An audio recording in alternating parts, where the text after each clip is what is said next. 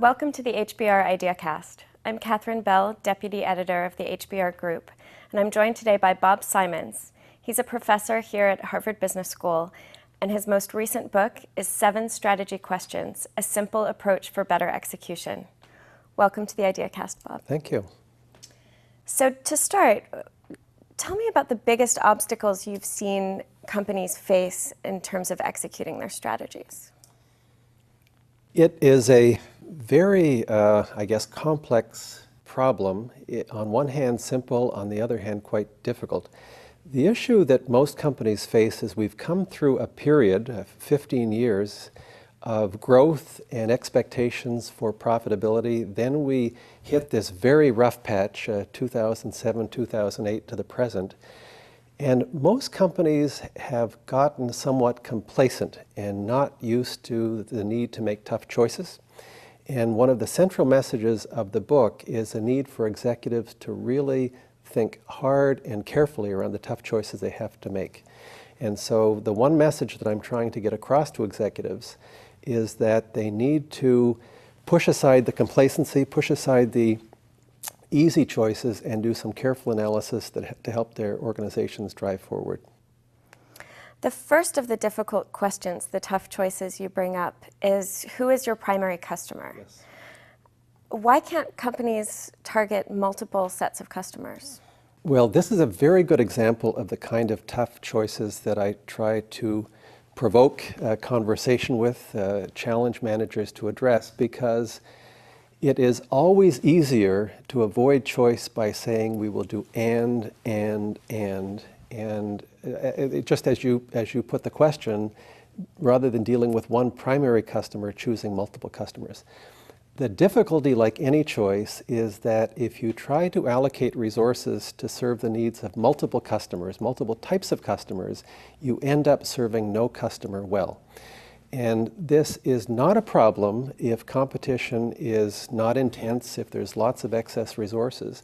But as executives today face very tough competition where trying to fine-tune their businesses becomes essentially important, we find that if, for example, you're a customer and you have to choose between one company that is giving you only a fraction of their resources because they're trying to serve the needs of multiple types of customers, and another business which is giving you 100% of the resources, I think you and I both would choose to work with a company that's giving you 100% of their focus and attention. And this is why that question is so important.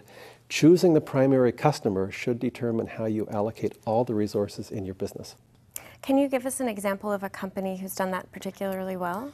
The example I use in the book to motivate that particular chapter is McDonald's, a company we all know very well around the world. And what people don't realize is during the 20 to 30 years of McDonald's phenomenal growth, called by many the largest retail expansion in the history of the world, McDonald's was focusing not on consumers, not on you and me and our kids who eat it at their restaurants, but in fact on multi-site franchise developers and real estate developers. And by focusing on that primary customer, they were able to expand their footprint, grow the business, and prosper for many years. Around 2003, 2004, the formula stopped working. And consumers were tiring of their standardized food. There was a sense that they had expanded as much as they could around the world. And so a new CEO came into McDonald's and declared from this point forward, the customer will be the consumer. And as a result of that statement, they completely reorganized the business, reallocated resources, and you see McDonald's today much more focused on consumers, much more sensitive to needs of people in different regions and countries around the world. And as you probably know, McDonald's is prospering and doing very well as a result of that decision today. You also argue that companies must prioritize either customers, shareholders, or employees. Is one of these approaches better than the others? Well, let me just frame that question, because I came to realize again with the idea of avoiding tough choices that many, if not most companies, have lists of core values. And you will see integrity and accountability and excellence and diversity and a variety of aspirational and quite inspirational values. I argue in the book that those values are a recipe for failure. In fact, the core value, and I want to come back to the notion of an adjective, a core value of any company is when you're faced with tough choices. When employees in your company are faced with tough choices, who comes first? Is it employees? Is it shareholders? Is it customers? And in my view, the best companies are crystal clear in terms of how employees should make that choice. There is, in answer to your question specifically, there is no right or wrong answer. Each of those choices is based on a different theory of value creation.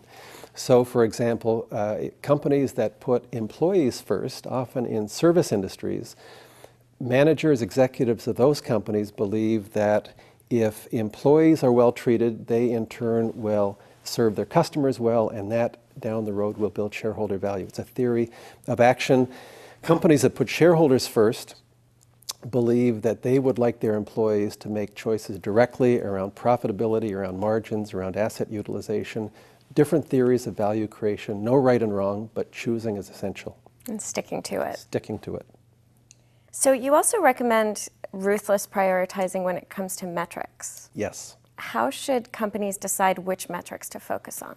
One of the things that I hear most often, and again this goes back to a problem with good intentions, is we have become very good at building scorecards with 20, 30, 40, 50 measures, and we fool ourselves again into thinking by adding more measures to our scorecards, they are becoming more complete and better. It turns out, though, that the scarcest resource for any company, for any executive, is management attention. And by forcing people to focus on so many measures simultaneously, it's very hard for people to know how to make choices where to allocate their scarce attention. So I argue, and I've done this with executives over and over again, is instead of focusing on what would cause your business to succeed, turn it around and ask the uncomfortable question, what could cause our business to fail? And so the test that I asked executives to undertake is to transport yourself 5 or 7 years ahead to the future. And imagine your strategy had failed, very uncomfortable exercise, your customers had abandoned you, your best employees had left, your strategy is in tatters. And ask yourself the question, what could have gone wrong? What could have caused that kind of outcome? And once you've answered that question, ask yourself the follow-up question, are those variables, those things that could cause disaster, are those the things in fact we're measuring and tracking?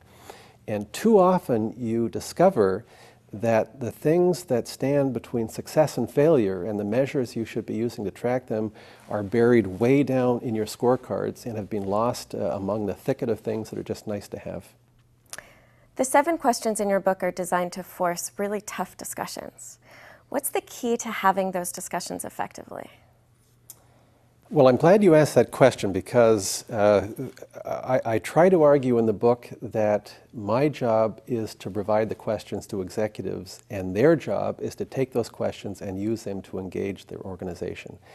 And as you suggest, there's a couple of common sense ground rules that have to be followed. The first that we sometimes forget with the ease of technology today is these conversations need to be face-to-face, just as you and I are talking today.